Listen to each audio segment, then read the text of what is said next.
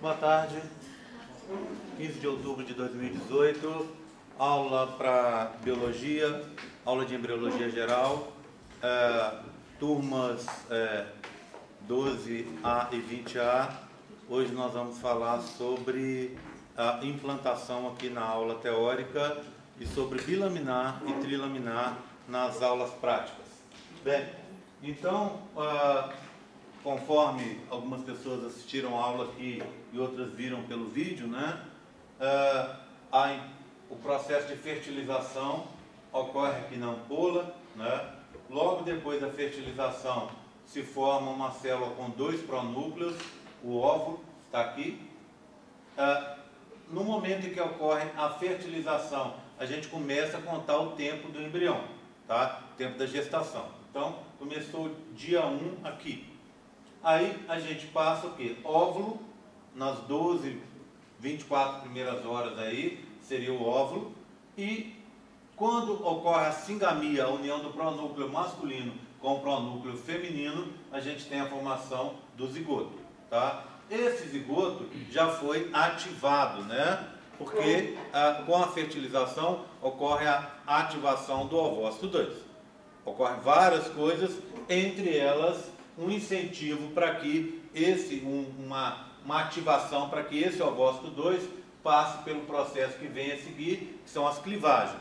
Então, clivagem humana é uma clivagem que vai ser holoblástica, porque ela vai dividir o zigoto inteiro, né, inteiramente, em 2 blastômeros e depois assim sucessivamente.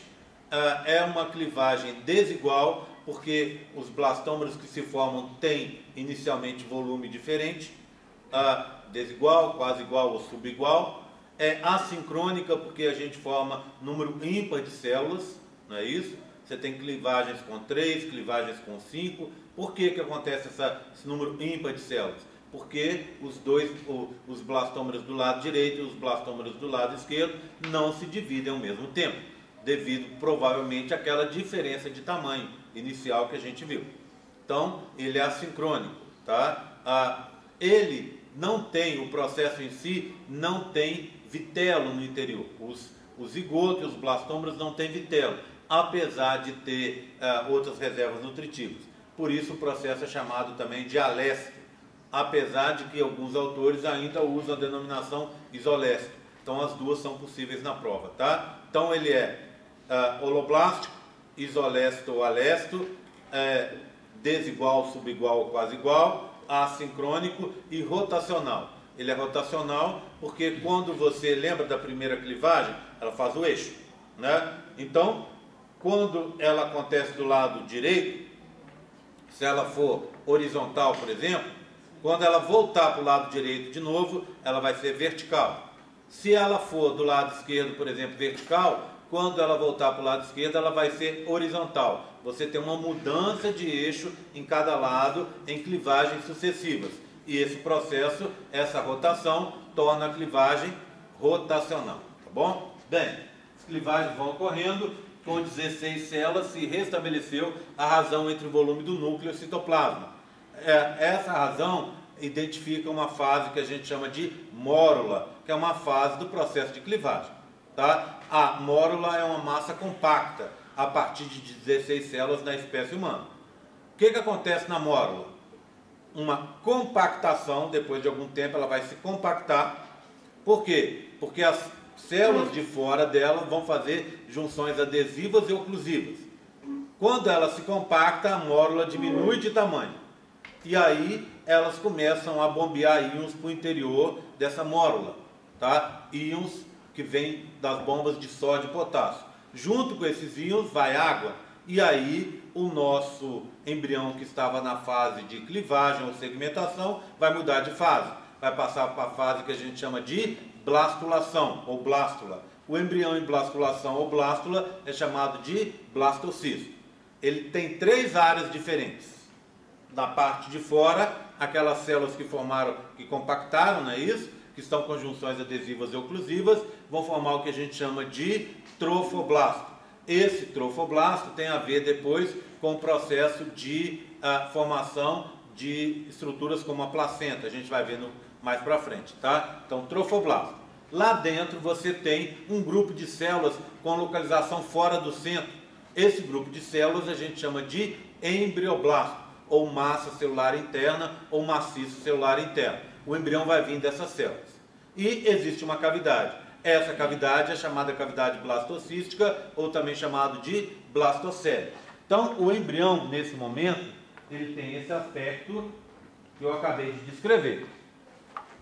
Do lado de fora, trofoblasto, do lado de dentro, embrioblasto, e aqui a blastocele, tá? Tudo bem? Ele ainda está, apesar da gente não ver aqui, porque esse é um modelo simplificado, né? Ele ainda está dentro da zona pelúcida, tá? E essa zona pelúcida tem células da corona radiata do lado de fora, que vão se soltando aos poucos, tá bom? Bem, então é nesse ponto que nós estamos agora. O embrião vai ficar preso na fase de mórula e depois de blástula até o 5º dia, quando a região intramural, aqui, não é? Ou chamada também de junção útero-tubária, vai se abrir. Eu já contei para vocês que essa região ela é sensível aos níveis de progesterona. Então, à medida que o corpo lúteo vai produzindo mais e mais progesterona, o útero vai se preparando para receber esse embrião e, como consequência também do aumento dos níveis de progesterona, abre-se a junção útero-tubária e esse embrião em blastocisto consegue entrar para dentro do útero. Então, finalmente, a gente vai deixar a tuba uterina. Falta um modelo ali que eu vou pegar para mostrar para vocês. Deixa eu ver se ele está lá atrás ou aqui na frente. Só um minuto. Gabriel, você conhece o carro? Sim. Uma picape está aqui, olha se ela está disparada. Apesar que já parou, né? Deixa.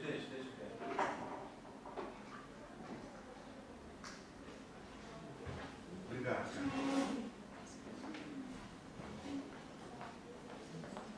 Bem, então agora a gente vai passar a falar da implantação ou da nidação, tá bom? Então o que eu tenho aqui, ó? Primeiro eu queria mostrar para vocês esse embrião como ele está na realidade, tá vendo? A gente viu ele agora de uma forma só a parte interna dele, né? Então aquela parte interna que vocês viram, que foi essa aqui, ó. Essa aqui, não é isso? Essa parte interna, ela está dentro dessa estrutura aqui, ó. Não é? Então você tem zona pelúcida e corona radiata aqui, ó. E a parte interna está aqui dentro.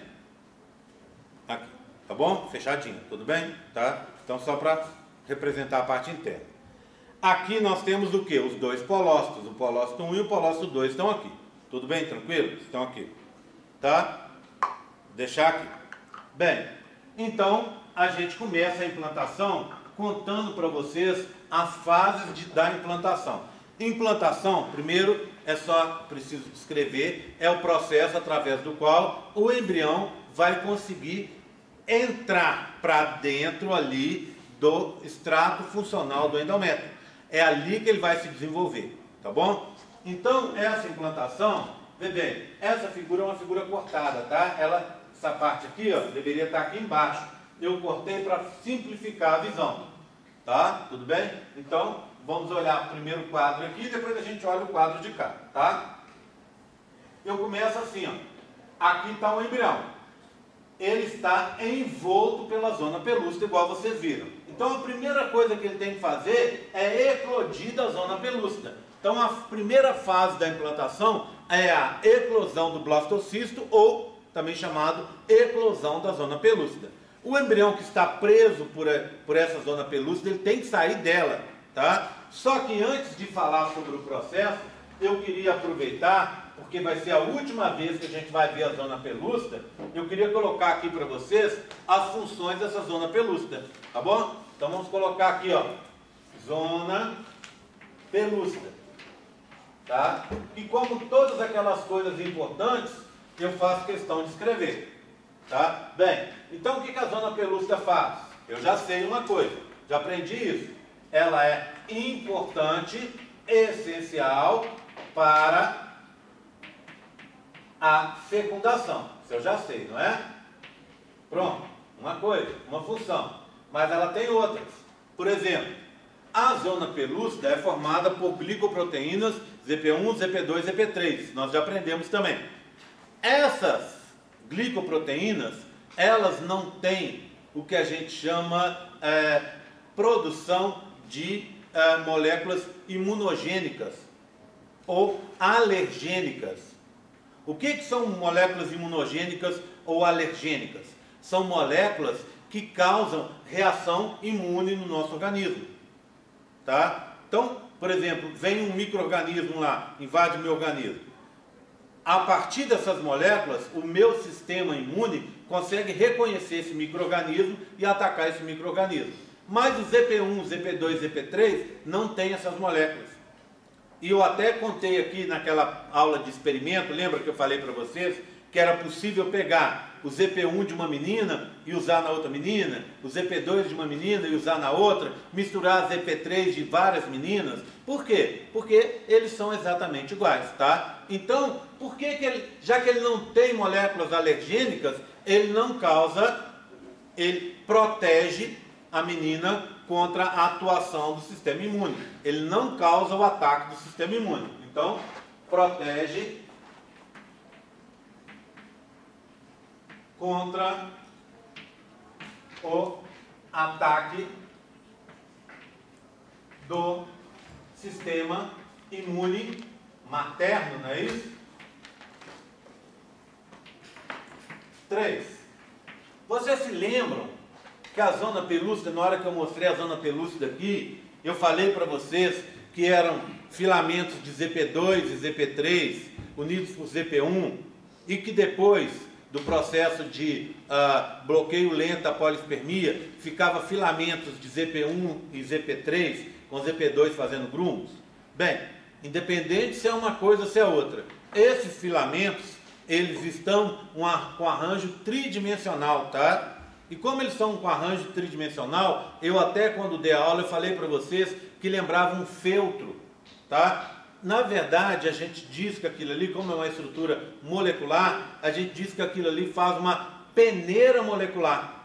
Para que essa peneira molecular? Para controlar o que entra e o que sai, tá? Então, o que entra para atingir o embrião e o que sai desse embrião.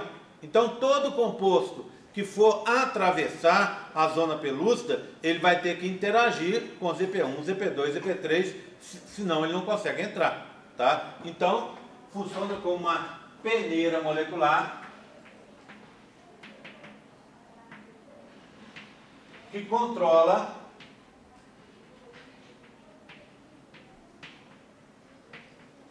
a entrada e saída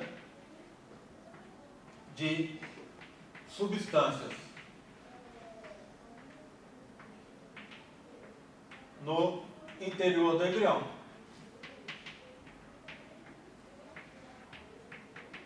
Outra função, 4. A zona pelúcida impede a implantação fora do lugar.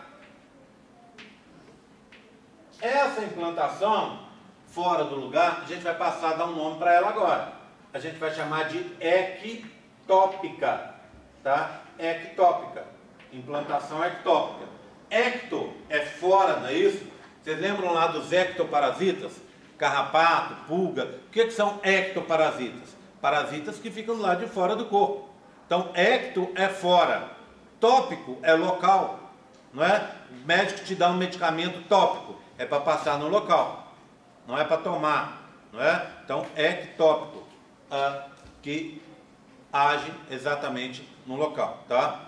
Ectópico, uma coisa que acontece fora do local, porque ecto é fora e tópico local. Tudo bem? Tranquilo? Tá? 5. A zona pelúcida, ela impede, e aí eu vou colocar aqui, ó, em teoria, tá? Em teoria, a formação de gêmeos. que eu quero dizer com isso? Você tem duas formas de formar gêmeos. Duas ou mais fecundações. Então, a menina produziria 2 ou mais ovócitos 2. Esses 2 ou mais ovócitos 2 seriam fecundados por 2 ou mais espermatozoides. E aí você teria 2, 3, 4 embriões no seu corpo. Isso dá origem aos gêmeos que a gente chama popularmente de fraternos, ou as pessoas chamam também de bivitelinos, e que a gente vai aprender na aula de gêmeos a chamá-los de dizigóticos, que vem de 2 zigotos, tá bom? Essa é uma forma. E os gêmeos idênticos, que as pessoas chamam popularmente, chamados também de monovitelinos, e que no futuro a gente vai aprender a chamá-los corretamente de monozigóticos. Esses gêmeos vêm de divisão do embrião. É um embrião só, resultado de uma única fecundação, e que depois vai se dividir, gerando 2 bebezinhos, que um é cópia do outro, um é clone do outro. Tudo bem? Tranquilo? Bem, existe uma forma de você... Bem, deixa eu explicar. Esses gêmeos monozigóticos, os idênticos, tá? Esses, popularmente, né, entre aspas, os idênticos, eles se formam a partir da fase do blastocisto, ou na fase que vem a seguir, que a gente chama de bilaminar. Tudo bem? Então, só nessas duas fases que você consegue formar gêmeos idênticos ou monozigóticos, tá bom? Mas, em teoria, seria possível você formar esses gêmeos ainda na fase, por exemplo, de mórula. Por que eu estou falando isso para vocês? Porque no laboratório, quando a gente quer estudar células-tronco, a gente pode pegar a mórula, rasga a zona pelúcida, tira a mórula lá de dentro e divide essa mórula em 2, 3, 4, e você vai dar origem a 2, 3, 4 embriões idênticos.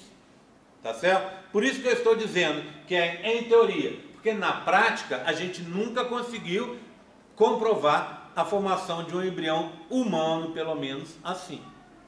Tá? Então, na teoria, isso é possível. Na prática, a gente não tem nenhuma prova conclusiva que isso realmente aconteça. Tá? Mas ela está ali para isso.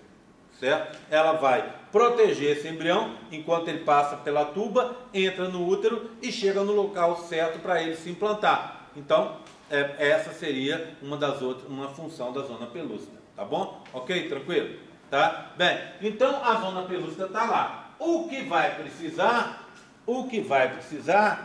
é a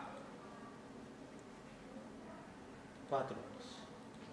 O que você vai precisar primeiro é sair dessa zona pelúcida. É a eclosão do blastocisto ou a eclosão da zona pelúcida, tá bom? Como é que você faz essa eclosão? A parte de fora do embrião, que é o trofoblasto, ela libera enzimas digestivas. E essas enzimas digestivas vão abrir um buraquinho na zona pelúcida e o embrião vai sair de lá. Então, imagina, eu tenho aqui, ó, aqui está a zona pelúcida, está aqui, não é? Corona radiata aqui. O que acontece? Essa região de fora do embrião, o trofoblasto, libera enzimas digestivas, abre um buraco. Aqui, ó, abre um buraco. E o embrião faz o quê? Ele começa a se deformar para conseguir passar por esse buraco que ele abriu, tá vendo? Ele era redondinho e vai ficar comprido, olha, para ele conseguir sair por ali. Então ele escapa por esse buraco que ele fez. Então, eclosão da zona pelúcida ou eclosão do blastocisto. Tudo bem? Tranquilo? Bem, assim que ele sair, o que acontece? Ele volta a ser uma bolinha, tá? Por que bolinha? Porque bolinha é mais fácil para ele rolar no interior do útero, para lá e para cá, até chegar no local exato para ele se implantar, tudo bem? Ou fazer o que a gente chama nidação, tá? Implantação ou nidação. Tá ele aqui, botou a bolinha. O que ficou para trás? Ficou para trás algumas poucas células da corona radiata, a zona pelúcida e principalmente lá dentro o quê? O polócito 1, que está de laranja, e o polócito 2. O que acontece com essas estruturas que ficaram para trás? Zona pelúcida, células da corona radiata, hipolócitos, vão ser destruídos, tá? Elas vão ser descartadas, elas vão parar no local e ficou muito tempo parada ali, as células do sistema imune materno vão atacar essas regiões e destruir tudo bem? E o embrião ficou lá. O que esse embrião vai fazer agora? Ele vai tentar se ajustar para conseguir se implantar no melhor local possível. Qual que é o melhor local possível para a implantação desse embrião? É aqui, ó. Deixa eu mostrar para vocês.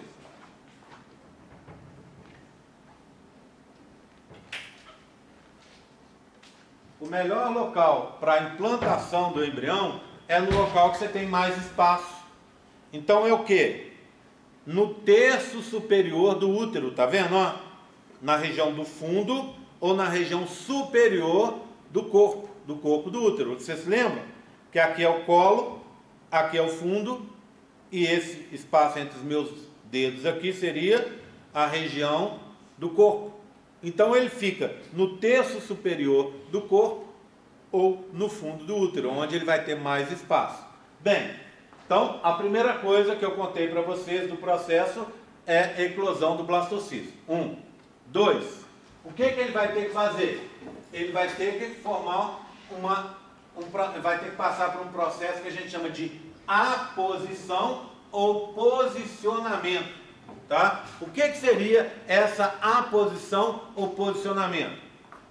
As células daqui de fora, ó, do trofoblasto, vão produzir moléculas que vão se unir com moléculas presentes no epitélio do endométrio, tá? Durante o processo de posicionamento. Essas moléculas se chamam L-selectinas. L-selectinas. Então, vou colocar aqui, ó, posicionamento. Olha que interessante. L-selectinas, L é só a forma da molécula, tudo bem? Lembra disso, né?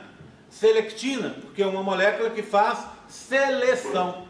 Ela seleciona o melhor local para esse embrião se posicionar, tá? Bem, essas ligações com L-selectina são ligações fracas. Então, elas permitem que o embrião se ligue aqui, se solte, vá para outra região, se liga, se solta, vá para outra região, se ligue, se solte. De repente, o embrião vai parar numa região boa para ele.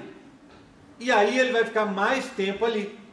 Ao invés dele fazer, vamos chutar um número, 1000 ligações fracas de L-selectina, ele vai passar a fazer 10.000 ligações. E as ligações fracas vão ficar um pouco mais fortes.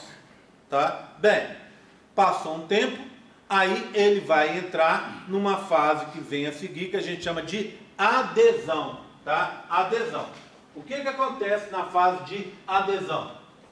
Ao invés de você fazer ligações com L-selectina, o trofoblasto vai fazer ligações fortes, tá? Essas ligações fortes é com uma proteína que a gente chama integrina. Essas integrinas são proteínas que a gente chama transmembrana. O que é uma proteína transmembrana? Que atravessa a membrana plasmática de fora a fora. Então, parte da molécula fica do lado de fora. Do lado de fora da onde? Do trofoblasto. Essa molécula essa parte de fora, vai ligar o trofoblasto com o epitélio do endométrio, com ligações fortes. Aí a molécula atravessa a bicamada lipídica, né, da célula do trofoblasto, e lá dentro do citoplasma do trofoblasto, essas moléculas fazem ligações fortes, ficam bem presas no citoesqueleto. Então é uma molécula, imagina, você tem a bicamada lipídica aqui, a molécula atravessa de fora a fora, aqui ela vai se ligar, tá? Aqui ela vai se ligar com o epitélio do endométrio. E aqui embaixo, dentro do citoplasma do trofoblasto, essa molécula está bem presa no citoesqueleto. permitindo então com que essa integrina faça ligações fortes, ou seja, permitindo então com que o embrião fique fortemente unido ao epitélio do endométrio. Tá? Bem, aí vem a última fase, que é a fase de invasão. De novo, as células do trofoblasto, elas liberam enzimas digestivas e elas vão participar. Só que agora liberando enzimas digestivas. Tá? Já tinham liberado antes, né? Lá na eclosão do blastocisto. Agora elas liberam de novo enzimas digestivas e essas enzimas vão corroer, vão abrir um buraco no epitélio do endométrio, permitindo com que o embrião atravesse esse epitélio e vá entrando, corroendo o interior do extrato funcional. E lá ele vai ficar preso. Tá? Ao final desse processo, costuma, como vai arrebentar vasos sanguíneos, costuma às vezes sair um pouquinho de sangue e às vezes até dar uma pequena cólica, uma pequena dorzinha, um pequeno incômodo durante essa implantação.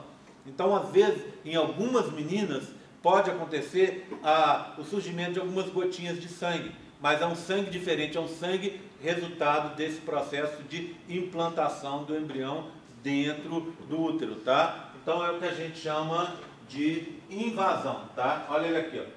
Tá aqui, atravessando, tá vendo? Atravessou o epitélio, entrou para o interior do extrato funcional. Tudo bem, tranquilo? Tá? Bem, agora vamos, já que eu falei da parte mais assim grosseira, eu queria mostrar algumas coisas para vocês, tá? Bem, então, só passar esses slides rapidinho que a gente já conversou. Posicionamento ou a posição? Moléculas do trofoblasto, né? O trofoblasto produz L-selectina, moléculas produzidas por ele, né? Vão se ligar com a região do epitélio do endométrio uterino. E aí o embrião vai conseguir se posicionar. Depois o acoplamento ou adesão, em que, de novo, o trofoblasto vai produzir moléculas fortes, moléculas muito firmes.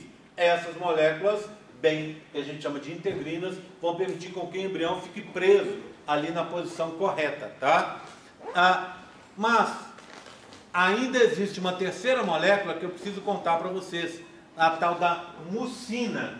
Mucina é muco. Muco é meleca, não é isso? Tá? O que acontece? Dentro do útero existe muita mucina, principalmente nos locais onde não deve acontecer a implantação. Por exemplo, lá nas tubas, onde não deve acontecer a implantação, a menina tem um monte de mucina. Então ela faz uma barreira física, impedindo com que o embrião se implante ali. Tá? Então ele vai ter muito mais dificuldade de se implantar ali. Se for lá na região do colo do útero, que é um local também que o embrião não deve se implantar, ali também tem muita mucina. E aí o embrião vai ter dificuldade, vai ter essa barreira física impedindo a sua implantação. Em locais onde vai ocorrer a implantação, a altura, a produção de mucina é menor. Então esse embrião teria mais facilidade de se implantar lá. Vamos pensar numa implantação fora do lugar, implantação ectópica. Vamos considerar um caso, que é um dos mais comuns de implantação ectópica. A menina que teve uma doença inflamatória, por exemplo, uma tuberculose. Tuberculose não causa inflamações só nos pulmões. Ela causa inflamações pelo corpo inteiro, inclusive nas tubas. Então, se tem a tuba lá, de repente a menina teve a tuberculose e a tuba teve inflamações. Como resultado dessa inflamação, forma-se como se fosse uns carocinhos, né? Uma cicatriz na tuba. Essa cicatriz faz com que a tuba reduza o seu diâmetro. Então, vê bem, a tuba está aqui, normal, ó, pronto. Quando acontece essa inflamação, o diâmetro da tuba diminui. Por quê? Porque faz como se fosse uma cicatriz aqui, ó. Tá? Bem, resultado, você meio que vedou a tuba. Ela tem tamanho ainda para que o espermatozoide passe, tá vendo? Por quê? Porque o espermatozoide é a menor célula em volume do corpo humano. Ele passa. Qualquer buraquinho ele passa. Mas, por outro lado, O embrião não passa. Por quê? Porque ele é enorme. Estou exagerando aqui, tá? Mas ele é enorme. Então ele não vai conseguir passar aqui, ó. Como ele não consegue passar, ele fica preso ali. Você tem mucina, a menina tem mucina para atrapalhar. Mas, com o tempo, imagina, aquela coisa enorme, pesada, vai pesando em cima da mucina. E a mucina vai se espalhando.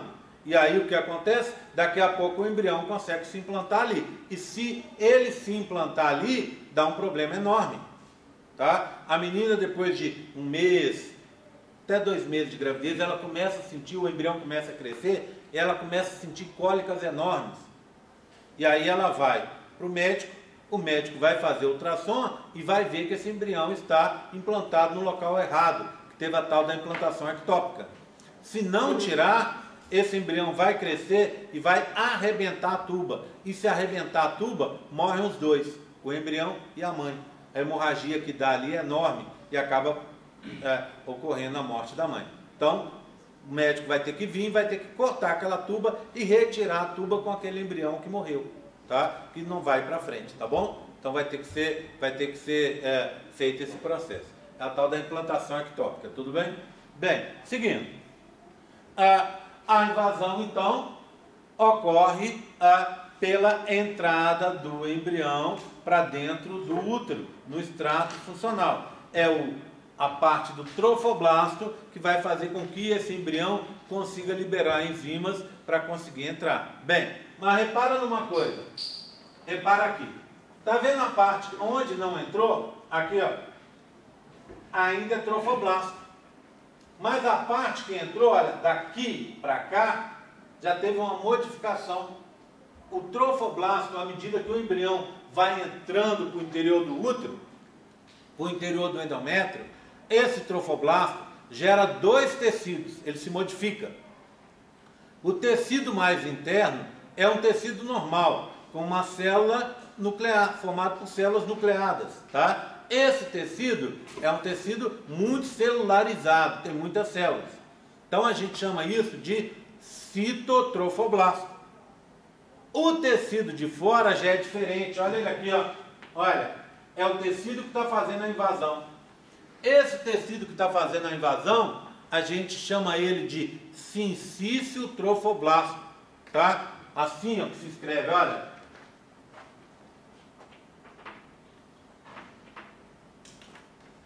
Sincício trofoblasto. Bem, o que é o sincício trofoblasto? É um tipo de sincício.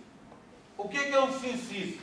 É um tecido ou uma célula formada ou formado, né, pela união de células individuais. Bem, você pode até não conhecer essa denominação, mas você aqui na faculdade já viu em outras aulas vários tipos de sincício. Querem ver? Fibra muscular estriada esquelética, osteoclasto, célula gigante fagocitária, tudo isso são tipos de sincício. Vou falar, por exemplo, do osteoclasto. É aquela célula que come o osso, não é? Como é que você forma o osteoclasto? Macrófagos, né? Na verdade, que quando estão no osso a gente chama... Lembra? Macrófago é uma célula que vem de uma célula sanguínea, que a gente chama monócito. O monócito, quando invade o osso, ele passa a se chamar osteoclasto. Então, eles sempre trabalham em grupos. Então, uma célula se junta com outra, e forma uma célula gigante, formada por dezenas, às vezes centenas de núcleos. Essa célula foi formada pela união de dezenas, às vezes centenas de células individuais. E cada célula individual tinha um núcleo dela. Tá? Então, isso é um tipo de sincício. Um outro exemplo. A fibra muscular estriada esquelética. Você vai e faz exercício físico. Quando você está fazendo exercício físico, você faz o quê? Você está depletando, você está acabando com a quantidade de oxigênio que tem no seu músculo. Por isso que você faz várias repetições, quando você vai, por exemplo, faz uma rosca direto, né? Aí as primeiras são o quê? O seu músculo está queimando o oxigênio que ele tem. Depois o que acontece? Ele começa a trabalhar em anaerobiose, acaba o oxigênio e ele começa a fermentar. É uma fermentação lática, que produz ácido lático. O que esse ácido lático faz? Ele vai destruir, fazer micro-rupturas, micro-lesões na fibra muscular. Essas micro-lesões não poderiam continuar, porque senão a fibra vai perdendo citoplasma ali e ela ia morrer. Não acontece isso porque existem pequenas células que ficam ao lado da fibra muscular, que a gente chama de células satélites. O que essa célula satélite faz? Se gruda ali, onde teve a lesão, onde teve o buraco, faz como se fosse um band-aid. E aí ela gruda a membrana plasmática dela, une com a membrana plasmática que foi rompida da fibra. E o conteúdo interno dela, ela joga para dentro da fibra, inclusive o núcleo. Então, toda vez que tem uma microlesão e vem uma célula satélite e cobre essa microlesão, você aumentou um núcleo a mais na fibra muscular estriada esquelética. Além disso, como você jogou lá para dentro citoplasma, a fibra ficou maior e maior e maior e maior. É o que a gente chama de hipertrofia muscular, não é? Hipertrofia muscular. O músculo do cara fica maior quando ele vai fazendo, ou da menina fica maior quando vai fazendo atividade física.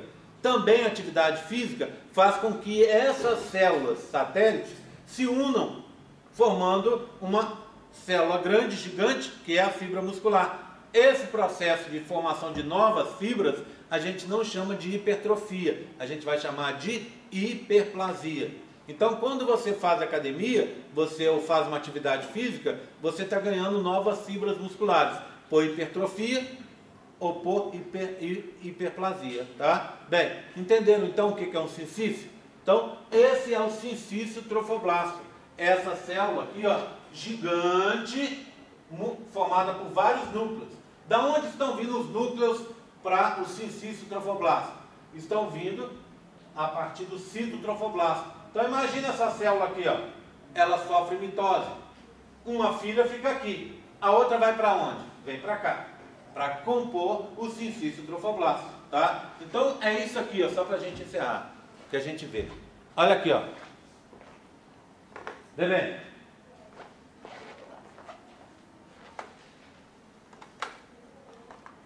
Então eu tenho aqui, ó, rapidinho, tá?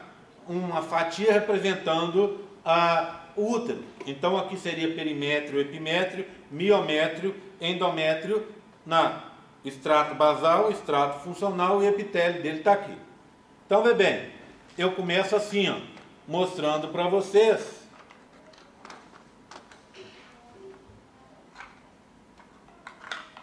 primeiro o blastocisto. Tá ele aqui, ó. Pronto, tá vendo?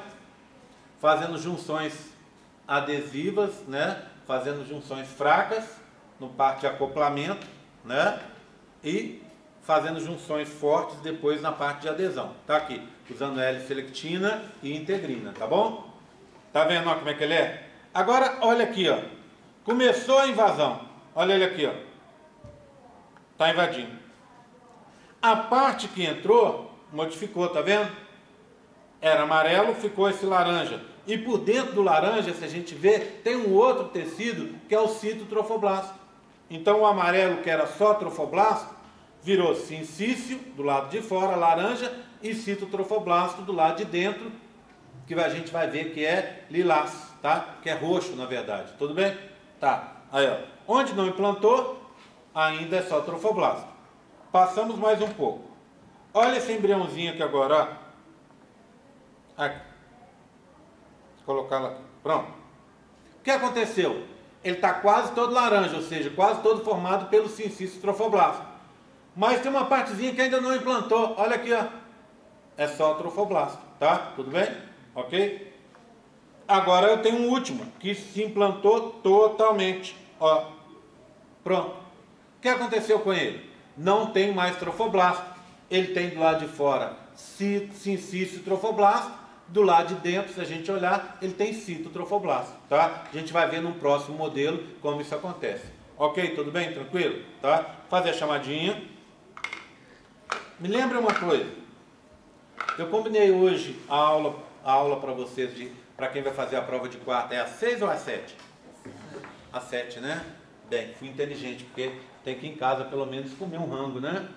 Então, só lembrando a vocês, hoje tem uma atividade para as pessoas que vão fazer prova quarta. Essa atividade é hoje às 19 horas. É inegociável a presença, tá? Tem que estar lá. Se você quiser fazer prova quarta, tem que estar lá. Ok? Tudo bem? Estamos combinados? Lá eu vou tentar auxiliar essas pessoas a se darem melhor na prova de quarta-feira. Por isso que é importante estar presentes lá, né? Hoje, a gente deve começar às 19. Eu acredito que 8h30, 20h30, eu acho que a gente já acabou. 1h30, estourando 2 horas de atividade a gente termina, tá? E só relembrando uma última coisa. A prova de quarta é às 21 horas. Teve gente que me pediu para ela ser em outro horário. Eu até adoraria, muito. Mas o único horário que eu tenho a sala disponível é às 21 horas, tá? Então quem for fazer prova quarta é às 21. Tudo bem? Não tem outro horário. Vai ser das 21 às 22. Certo? 1 hora de prova. E a nossa aula hoje, eu considero 2 aulas, tá? Porque a gente vai ter uma atividade, vai ter eu vou falar sobre o assunto e depois vai ter uma atividade. Por isso que vai levar um pouquinho mais de tempo. Tá combinado? Mas eu garanto a vocês, quem já fez comigo essa matéria e já fez recuperação, vai adorar a atividade de hoje, que vai ser melhor que as anteriores. Tá? Tudo bem? Combinado? Vou desligar e fazer a chamada.